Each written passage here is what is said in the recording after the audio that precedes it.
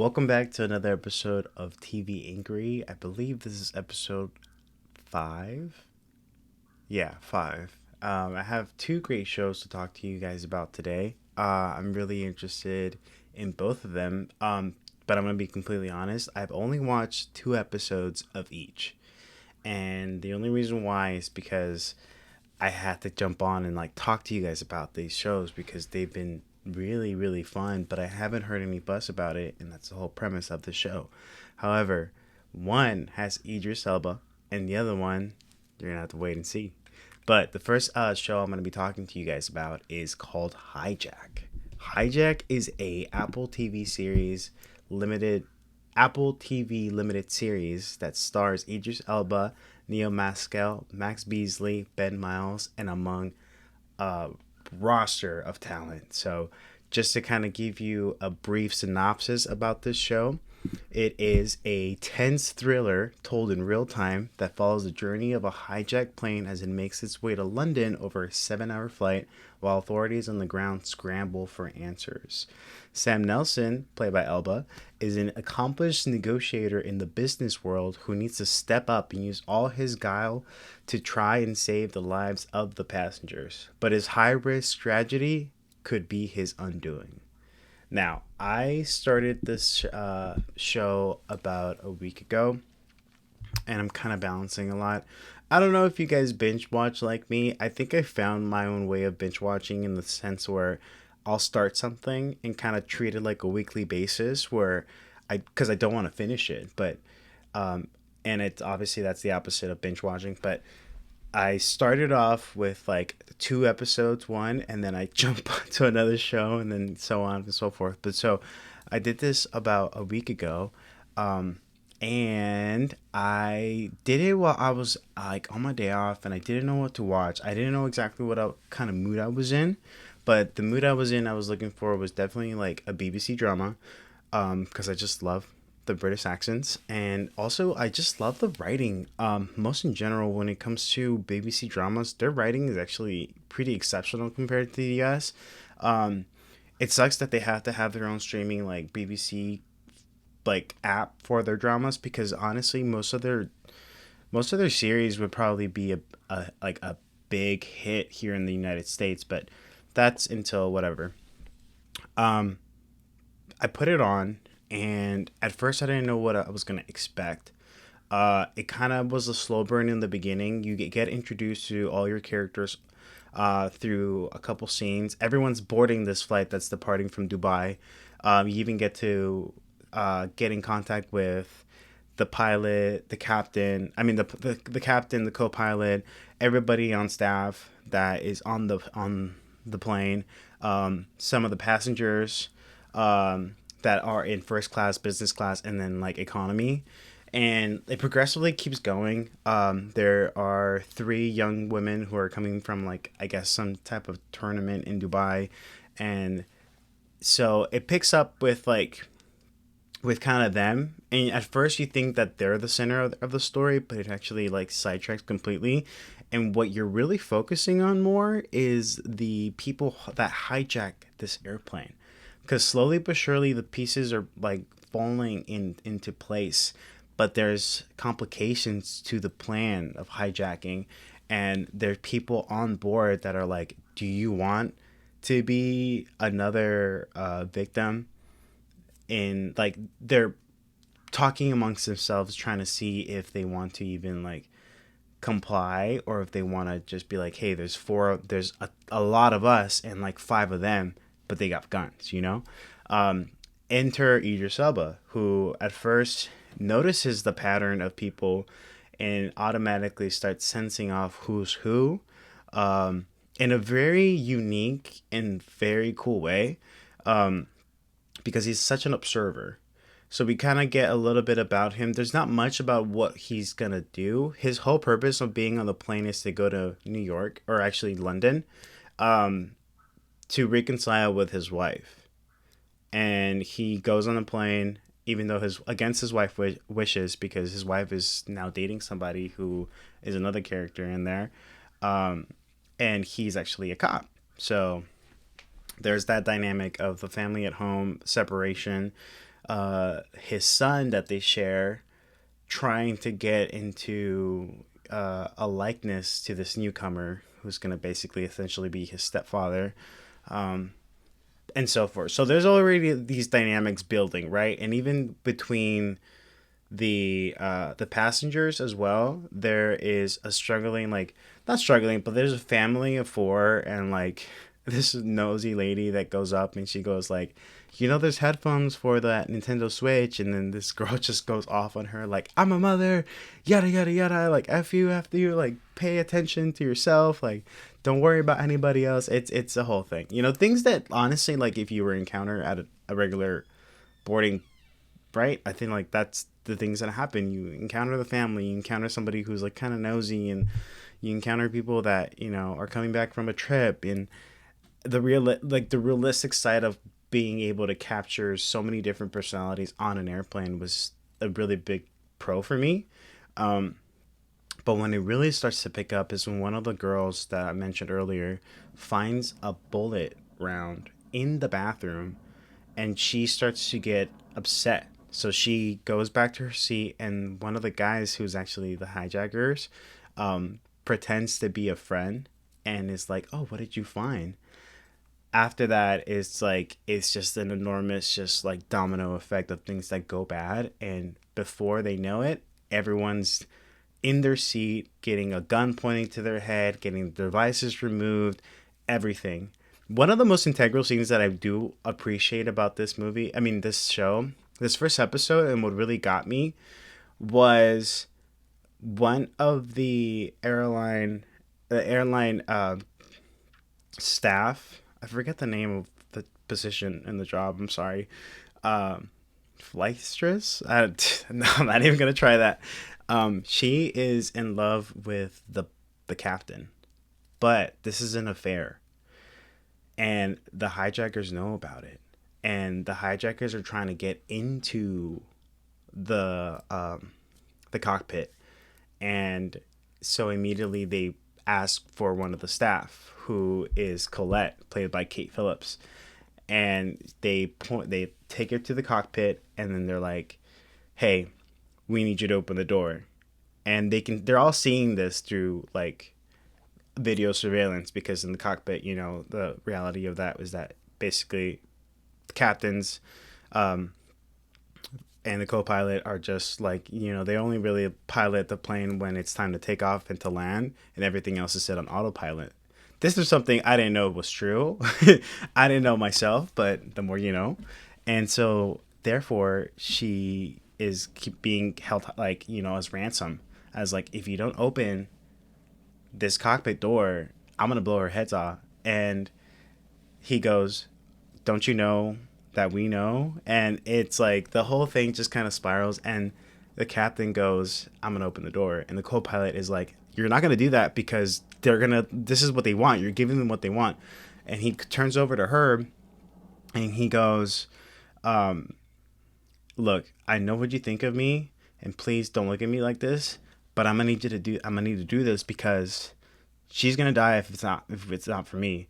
And he's like, no, like don't, like just don't. And automatically the captain just starts hitting his co-pilot, and starts hitting her, and like literally bruises her up, opens the cockpit, and out of nowhere, like Colette gets thrown in, the hijackers go in, and then as their whole altercation happens, there's a family photo of the captain's wife and kids that got smashed in the process of their altercation. He grabs that, gives it to Colette, and goes, hey, look, you did this.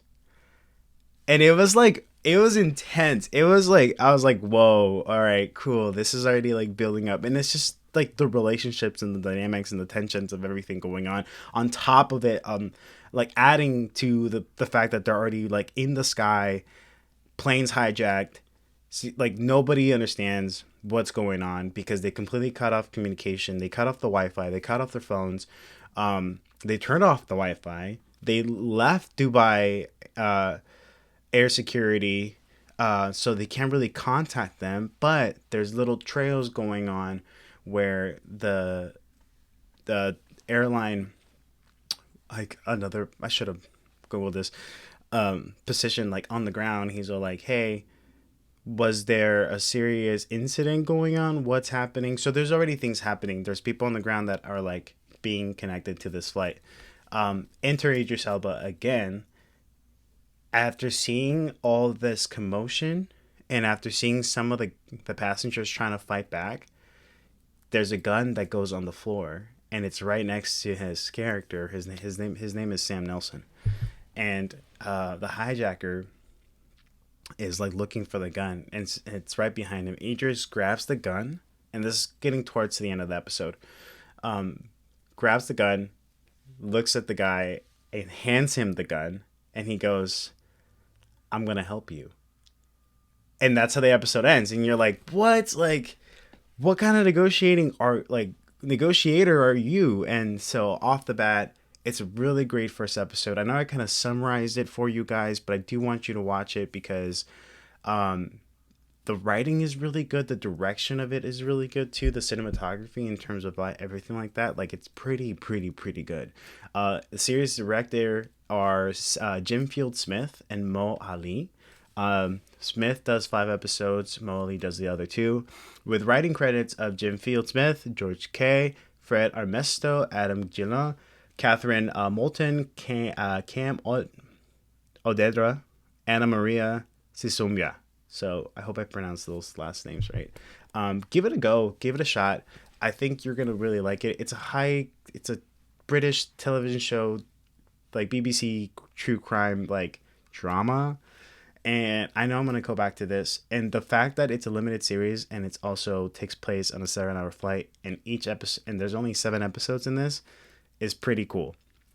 Because progressively it's gonna get more and more intense. The second episode delivers even more. I'm not gonna go into that. I want you guys to form your own opinion. Let me know what you think about this. And yeah, I think that's all I could say. Unless, I mean, there's one more thing I do want to say, because this is coming from the IMDb trivia, which I do like. For the set, they built an entire Airbus A330-11 scale, including a functional cockpit. So there's production in this, like, completely. I am honestly a sucker for BBC dramas. And ever since, like, this release, I was like, okay. I've seen it circulating on my homepage for my Apple TV, and I didn't really give it a shot until I was like, okay, let's see what this is about. And yeah, no, this is really good. So let me know what you think. Get back to me about Hijack, and yeah, this is the first part. The second show that I wanted to talk to you guys about, and I feel like I feel bad for even mentioning it. I don't feel bad. I just know that there was hype about it, but I do want to bring it up again in the limelight just because of its re-release on Netflix and Hulu. But Ugly Betty, yeah, I know. For those of you who haven't seen Ugly Betty, this is for you. If you have seen Ugly Betty, let me know what you think. I hope I do a good job in doing its justice, but I have been a big fan of Ugly Betty lore since I was a kid. Fun fact, actually, and this is going to be based off the Wikipedia page. Ugly Betty is an American comedy drama television series developed by Silvio Horta, which was originally broadcasted on ABC. It premiered on September 26, 2006, and ended on April 14, 2010. The series is based on Fernando Gaitán's Colombian telenovela Yo Soy Betty la Fea, which had many other international adaptations. It revolves around the character Betty Suarez, played by America Ferrera, who, despite her lack of style, lands a job at a prestigious fashion magazine. It was produced by Silent Edge Ventarosa, and Reviel Productions partnered with ABC Studios, with Salma Hayek, Horta, Ben Silverman, Jose Temes, and Joel Fields serving as executive producers. The pilot was filmed in New York City. Seasons 1 and 2 were filmed in Los Angeles, and seasons 3 and 4 were filmed in New York City. So, since Yo Soy Betty la Fea, which is actually the original Colombian telenovela script, it's been adapted into several different incarnations, Ugly Betty being one of them. I remember when Betty la Fea was actually in Mexico, and that was doing its original run and doing really, really good. which honestly I think inspired Ugly Betty to come to the U.S. because it's a really nice comedy, drama, romantic comedy that just has an incredible cast, which I'll read. Apart from America Ferrera playing Betty, there's Eric Mebius, Alan Dale, Tony Plana, Anna Ortiz, Ashley Jensen, Becky Newton, Mark Inilacto, Vanessa Williams, Michael Urie, Kevin Sussman, Rebecca Romjan, Christopher Gorham, Judith Light, Daniel Eric Gold, and others. So there is a number of 4 seasons with 85 episodes total. It's a solid, really solid show. And when I tell you the comedy here is very ahead of its time. Like, obviously when it released 2006, it was like around the time when, you know, big shows were happening, so everyone was kind of turning towards like Lost and like Grey's Anatomy and like Fringe, you know, when they all started out, Supernatural even. This is one of those contenders that didn't really get as much limelight, I believe, if I remember correctly. But almost all my friends, one of my best friends, actually, his name is Juan, who you think you've seen on the podcast before. He's motivated me to talk about Ugly Betty because he's like, I love it. Like everything about the show, apart from America Ferrera, who does an amazing job as Betty.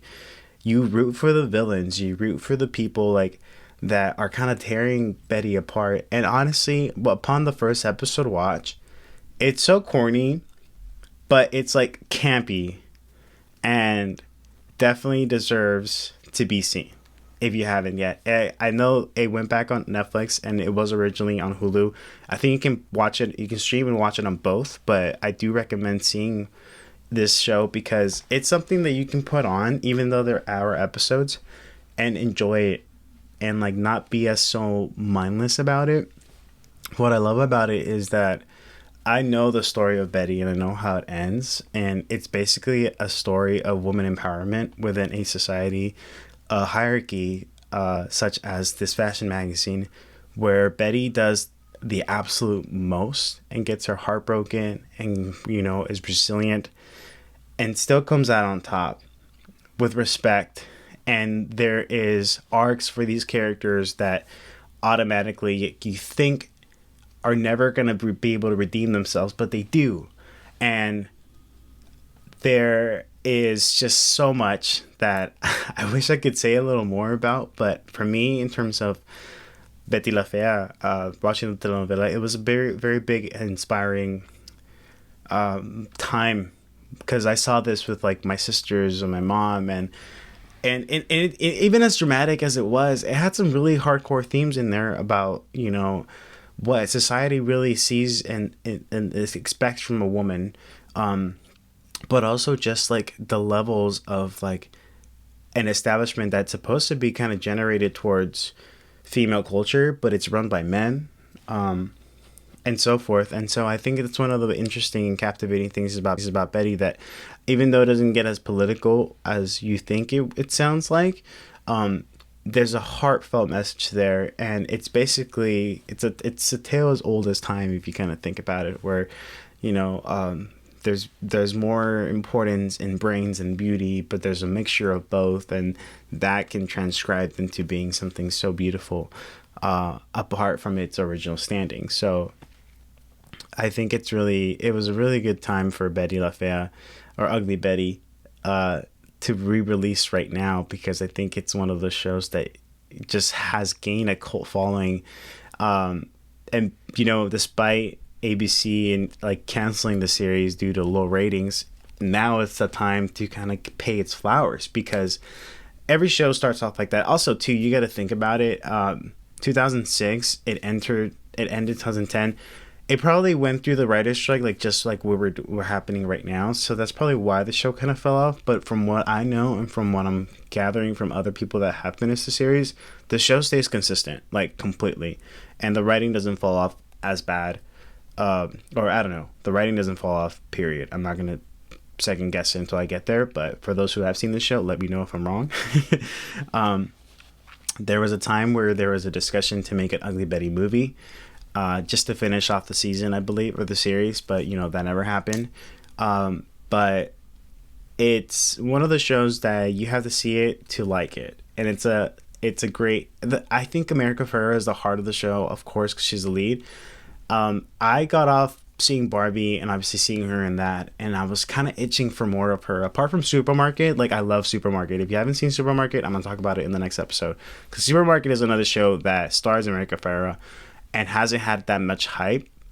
It's like one of those shows. It's basically like Parks and Recreation. Like it's fantastic, but it's like placed in a supermarket, and that's a really good show too.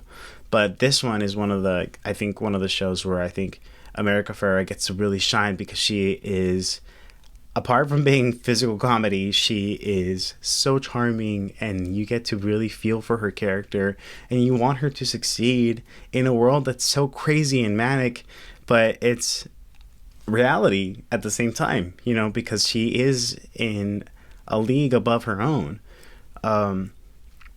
But yeah, and there's such triumph to see her, and I really, really like it. So please, if you haven't yet, check out these shows. Hijack and Ugly Betty, completely different on spectrums. Obviously, one's a BBC crime drama, true crime thriller, and then you have a romance comedy drama. That's honestly like it's funny to recommend these shows, because I've always tried to give you guys like a different spectrum for everybody, because you can go like gritty and dark and all this stuff, and then if you don't want to do that, you have this lighthearted show. So hopefully my recommendations are good for you guys. If you want to see anything else or recommend any other shows for me to check out, please do write in the comment section.